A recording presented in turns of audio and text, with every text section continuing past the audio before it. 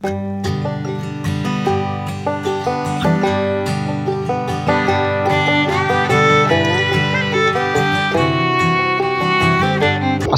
warahmatullahi wabarakatuh. Kembali lagi ke channel saya, Entok Medan Channel. Halo, apa kabar sahabat peternak entok seluruh Indonesia? Apa kabar semuanya? Agar channel ini semakin maju dan berkembang, jangan lupa di like, komen, dan subscribe video ini. Oke teman-teman sekalian, kali ini channel Entok Medan akan membawakan judul tentang bagaimana caranya agar indukan setelah mengeram dan menetaskan anakan entok itu cepat bertelur kembali. Nah, simak video ini tanpa di skip-skip agar teman-teman sekalian bisa paham apa yang akan saya sampaikan di video ini. Kawan-kawan sekalian, bagi teman-teman sekalian sudah memiliki indukan dan indukan tersebut sudah menetaskan anakan entok itu, saya sarankan indukannya tidak boleh langsung dicampurkan dengan basor kembali. Jadi indukannya itu butuh kita karantina, dan anakan entoknya pada saat menetas hari pertama itu bisa langsung kita angkat. Jadi ada menetasnya itu misalnya 5 ekor pada hari ini, besok baru menetas sisanya 8 ekor ataupun bisa sampai dengan 10 ekor. Nah, itu kita langsung pisahkan teman-teman sekalian. Tujuannya agar indukan ini tidak stres karena sempat turun ke tanah. Jadi sebelum dia turun dari petarangannya, anakan entok sudah kita angkat. Tujuannya agar menghindari stres dari indukan ini. Kalau indukannya stres, malah dia dapat memperlambat proses bertelur kembali. Jadi indukan ini saya sarankan jangan sampai turun petarangan. Nah, setelah anakan entok sudah menetas semua, indukannya kita ambil lalu kita mandikan. Bisa kita rendam indukannya atau kita sirami saja sampai dengan bulunya itu basah semua. Jadi bulunya basah, saya sarankan juga sampai dengan badannya menggigil. Lalu kita umbar lagi entoknya, tapi tidak boleh dicampur dengan basor teman-teman sekalian. Nah, jadi setelah kita umbar, kita berikan pakan yang benar-benar mengandung protein dan karbohidrat yang tinggi sehingga bobot badannya cepat naik kembali dan cepat terjaga. Jadi bobot badannya tetap stabil, dan juga kita berikan protein agar indukan tersebut dapat cepat memproses telur dalam tubuhnya.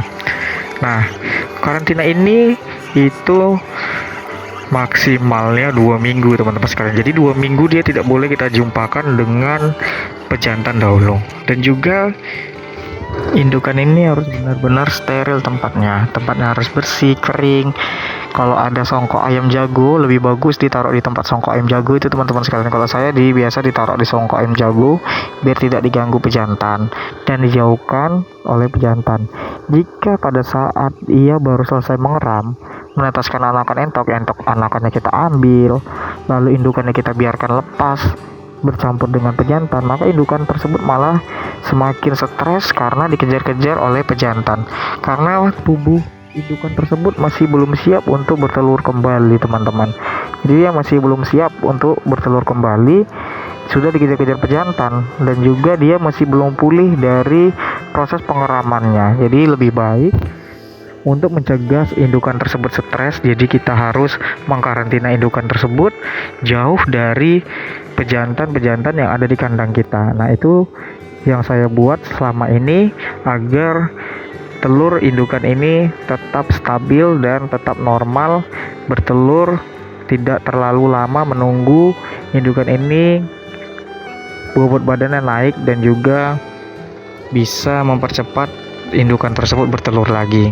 Nah, pakan apa saja yang biasa saya berikan? Nah, pakan yang bagus ialah saya tetap menggunakan pakan alternatif berupa dedak padi dan juga insang ikan lele, karena memang kita sudah bisa menghasilkan karbohidrat dari dedak padi, dan juga kita sudah dapat juga protein dari insang ikan lele tadi ataupun limbah ikan yang sudah kita rebus, kita racik untuk diberikan pakan ke indukannya. Nah, ada juga beberapa teman-teman sekalian itu yang bertanya melalui WhatsApp ataupun kolom komentar, indukan saya kenapa buang trek tidak bertelur, maksudnya macet bertelurnya.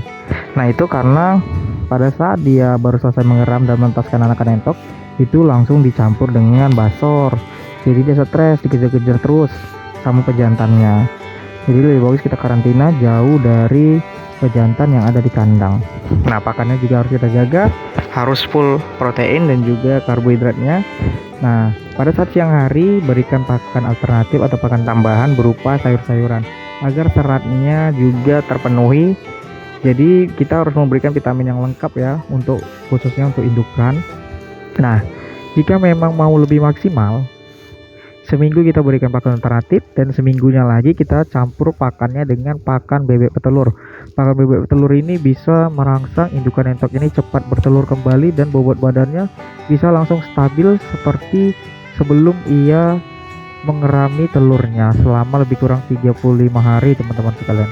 Jadi memang panjang ya jadwal indukan entok ini mengeram.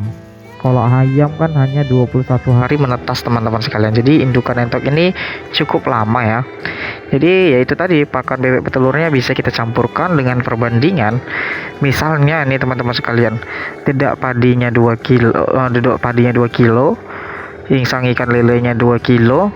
Nah, pakan bebek petelurnya tidak perlu banyak-banyak, hanya setengah kilogram saja kalau populasinya hanya sedikit. Kalau di saya per harinya itu bisa mencapai 30 kilo, teman-teman sekalian. Jadi untuk semua entok yang dari sini lebih kurang 30 kilogram.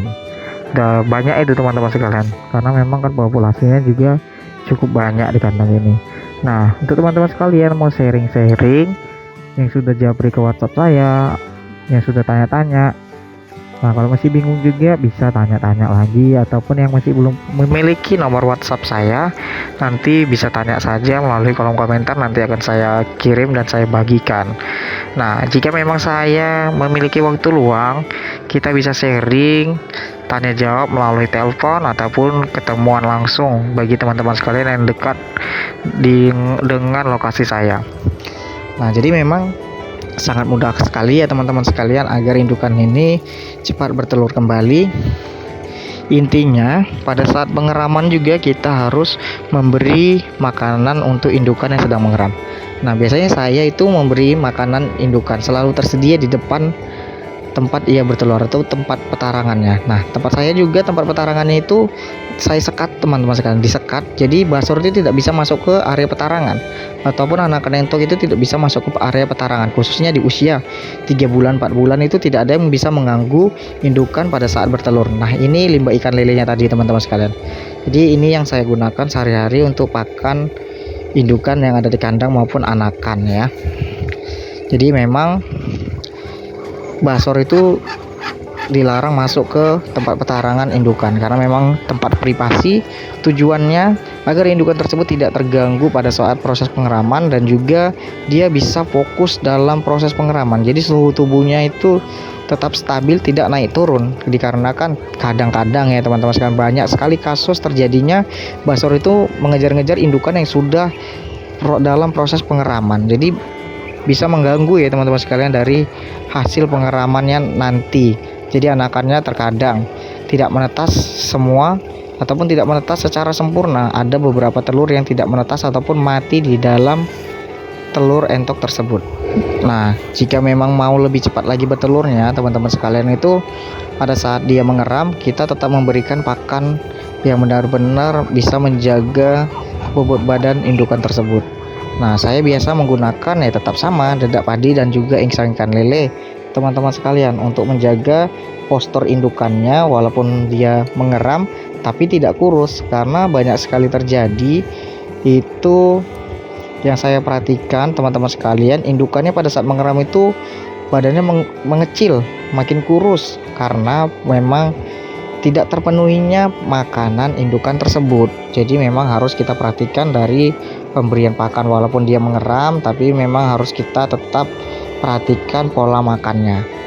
Nah, ini indukan-indukan yang sedang mengeram ya teman-teman sekalian. Jadi memang indukannya nyaman karena memang tempat bertelurnya kering.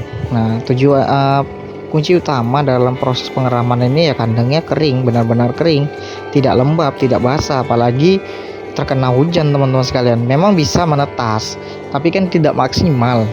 Lebih bagus tetap kita jaga tempat bertarangan telur entok. Saya menggunakan media pasir dan juga sekam padi, ataupun kadang kalau ada serbuk kayu. Itu juga sangat bagus teman-teman sekalian. Nah, kalau indukannya biasanya kalau mengeram itu dia merontokkan bulu-bulunya, itu kan banyak bulu-bulunya teman-teman sekalian. Bulu indukannya itu banyak rontok, dirontokinnya memang untuk telurnya sendiri. Jadi memang di sini dia sangat bagus ya. Nah, jika ada telur yang memang benar-benar melebihi kapasitas tempat bertelurnya, itu biasanya diambil untuk dimasukkan ke mesin tetas. Tapi jarang ya teman-teman sekalian dimasukkan mesin tetas, karena memang lebih fokus dan lebih baik ya menurut saya itu ditetaskan dengan indukan secara alami. Jadi pengeramannya secara alami. Sekian dulu dari channel Entok Medan. Assalamualaikum warahmatullahi wabarakatuh.